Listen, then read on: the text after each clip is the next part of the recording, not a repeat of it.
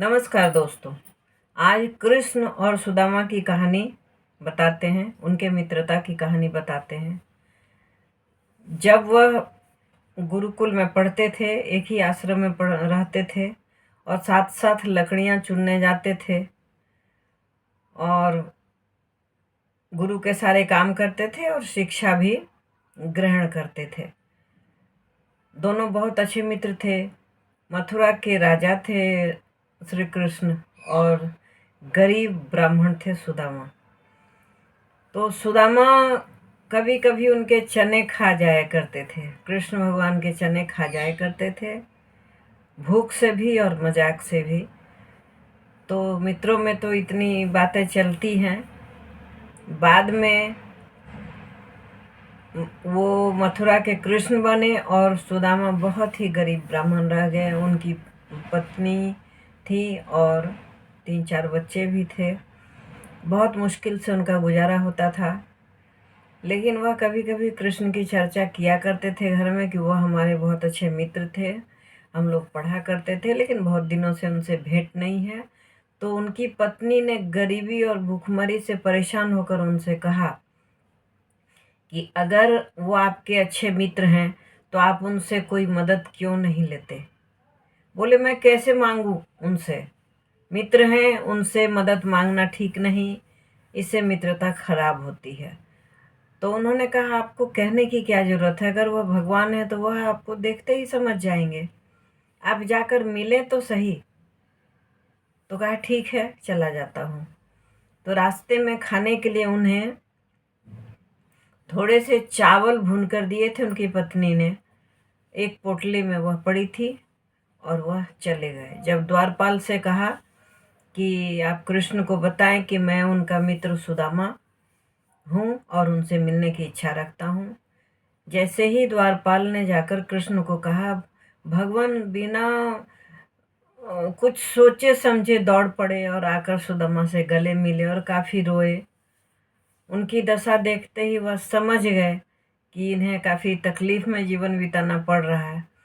उन्हें वह अपने दरबार में ले गए और अपने सिंहासन पर बैठाया, उनके पांव धोए और अपने गमछे से पोंछा और फिर उन्हें उनके हाल समाचार लेने लगे। अब सुदामा उनकी हैसियत देखकर बहुत शर्मिंदा हो रहे थे। अपने बगल में दबी पोटली वह बार बार छुपा रहे थे। श्री कृष्ण ने कहा कि आप क्या छुपा रहे हैं सुदामा। तो सुदामा ने कहा, नहीं, कुछ नहीं। बोले, नहीं, हमको दिखाइए क्या छिपा रहे हैं आप, जरूर भाभी ने मेरे लिए कुछ दिया होगा। तो कहा, अरे नहीं, मेरे खाने के लिए रास्ते के लिए थोड़े से चावल भून कर दिए थे, वही है मेरे पास। बोले, इससे अच्छी और क्या बात हो सकती है। उसके बाद उनके हाथों से पोटली ले ली और भगवान ने 2 मुट्ठी खाया। एक मुट्ठी में उनकी दशा बदल दी, दूसरी मुट्ठी में उनका घर द्वार सही कर दिया और तीसरी मुट्ठी खाने ही जा रहे थे कि उनकी पत्नी जो थी वहीं बैठी हुई थी। उन्होंने कहा कि भगवान बस, और नहीं खाएं। उन्हें डर हुआ कि कहीं भगवान सब कुछ न दे दे सुदामा को। तब हंसते हुए श्री कृष्ण ने चावल का वो मुट्ठी रख दिया फिर, और उन्हें 1 दिन 2 दिन रुकने का न्योता दिया। बहुत आराम से रखा, लेकिन सुदामा तो अपने परिवार की चिंता जानते थे। साथ रहने के बाद भी वह कुछ नहीं कह पाए और वापस ही लौट पड़े। सोचे, क्या कहूँगा पत्नी को कि कैसे नहीं मैं श्री कृष्ण से कुछ मांग पाया, और मांगता भी तो कैसे मांगता।